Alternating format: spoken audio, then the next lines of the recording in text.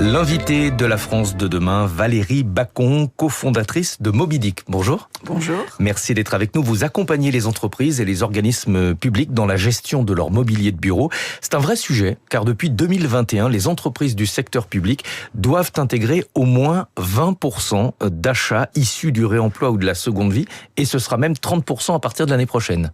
Oui, tout à fait. Effectivement, notamment pour donc tout ce qui est collectivité publique, par la loi AGEC, qui est la loi anti-gaspillage pour l'économie circulaire. Les collectivités publiques doivent notamment intégrer minimum 20% d'achats de mobilier de seconde vie. On parle pas de mobilier créé avec de la matière recyclée, on parle vraiment de mobilier de seconde vie ou reconditionné. Alors comment est-ce que vous les accompagnez? Comment est-ce que vous les aidez à trouver du mobilier ou des équipements d'occasion? En fait, le concept de Mobidic, on propose plusieurs services. Et le premier service, c'est déjà de faire un inventaire complet, un diagnostic complet de l'ensemble de leur mobilier de bureau. Car leur mobilier de bureau, on se rend compte que dès qu'il y a un réagencement, un déménagement ou autre, l'ensemble du mobilier est en général jeté à la poubelle et on rachète 100% de neuf. Donc on a tendance à gaspiller. On gaspille énormément.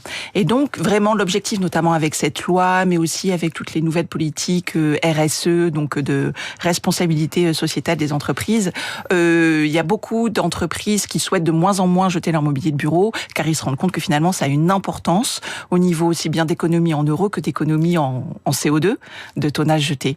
Donc du coup, Mobidic, on propose un diagnostic complet de leur mobilier pour déterminer déjà l'état fonctionnel de leur mobilier de bureau et pouvoir derrière leur dire, écoutez, maintenant qu'on a fait cet inventaire complet, on peut vous dire que vous pouvez conserver 30, 40, 50% de votre mobilier pour votre futur projet. Ça vous coûtera tant en rénovation, en réparation, mais en revanche, vous économiserez en achat neuf. Donc vous les conseillez, est-ce que vous les aidez également à trouver du mobilier d'occasion? Est-ce que vous leur vendez du mobilier d'occasion? Alors, ça peut arriver effectivement. L'objectif, c'est qu'une fois qu'on a déterminé ce diagnostic, nous on leur propose un rapport complet qui va classifier l'ensemble de leur mobilier de bureau. Et de là, on peut déterminer par exemple qu'il y a un potentiel de 40% de mobilier que l'on peut garder, rénover, et ça leur coûtera tant. Le reste du mobilier, on peut les aider à organiser le don ou la vente à des sociétés spécialisées en mobilier d'occasion.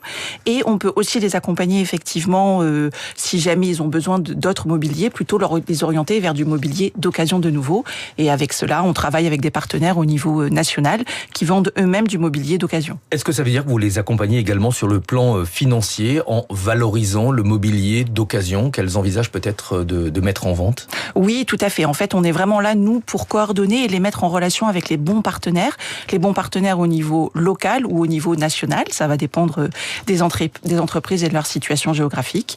Mais vraiment, le principe, c'est d'essayer au minimum de diminuer la case déchets, donc de les accompagner sur soit le recyclage, soit la remise en état et de leur donner vraiment une seconde vie. 250 000 tonnes de mobilier professionnel est jeté chaque année en France, 4% seulement est réutilisé.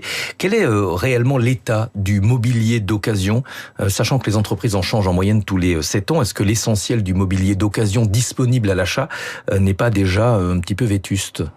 Non, honnêtement, non. Il y a toujours... on peut trouver du mobilier déjà en très bon état grâce à des partenaires justement qui vendent du mobilier d'occasion. Mais après, nous, quand on fait les diagnostics et les inventaires dans les entreprises et qu'on étudie vraiment l'état fonctionnel de leur mobilier, de leurs chaises, etc., on se rend compte qu'on peut, avec très peu de frais, réparer des chaises, réparer des bureaux, rénover, repeindre un pied, replaquer un plateau et donc concrètement réutiliser le mobilier déjà existant. Est-ce qu'il arrive que des entreprises, après avoir lu votre rapport, décident finalement de ne pas changer leur mobilier? Alors, pour l'instant, non. Nos clients Votre entreprise est relativement récente. Notre entreprise est relativement récente, mais par rapport à nos premiers clients, à nos premiers états des lieux justement de ce marché, on se rend compte que les entreprises déjà sont sensibilisées par cette démarche et on avait tablé nos prévisions sur à peu près 30% de conservation de mobilier de bureau. Et sur nos premiers clients, on se rend compte qu'on est plutôt en moyenne à 60% de conservation du mobilier de bureau existant de l'entreprise. Combien est-ce que les entreprises peuvent économiser en moyenne en achetant du mobilier d'occasion plutôt que des meubles neufs? Alors pour le mobilier d'occasion, elles peuvent, si elles achètent du mobilier d'occasion, elles peuvent économiser jusqu'à 30 ou 50% par rapport à l'achat neuf. Voilà. Donc ça, c'est une partie. Et sur le fait de réparer leur propre mobilier ou rénover leur propre mobilier, elles peuvent là aussi carrément faire des économies de 30 à 50%. On va parler du nom de votre entreprise. C'est un acronyme, Mobidic, mais c'est aussi le nom d'une célèbre baleine dans le roman d'Herman Melville. Ce n'est pas un hasard, hein. Une baleine, c'est une véritable pompe à carbone. C'est pour ça d'ailleurs que vous avez choisi ce nom. Tout à fait. Mobidic, en fait, donc c'est l'acronyme de mobilier inventorié, diagnostiqué et qualifié. Et c'est aussi l'une des meilleures amies de l'homme pour lutter contre le réchauffement climatique. C'est une pompe à carbone et qu'elle nourrit aussi le plancton qui nous nourrit, nous, en oxygène. Merci beaucoup Valérie Bacon, cofondatrice de Mobidic, d'être venue ce matin sur Radio Classique. Il est 6h20 pratiquement. Natacha Valla nous a rejoint pour les classiques de l'économie. On va parler de la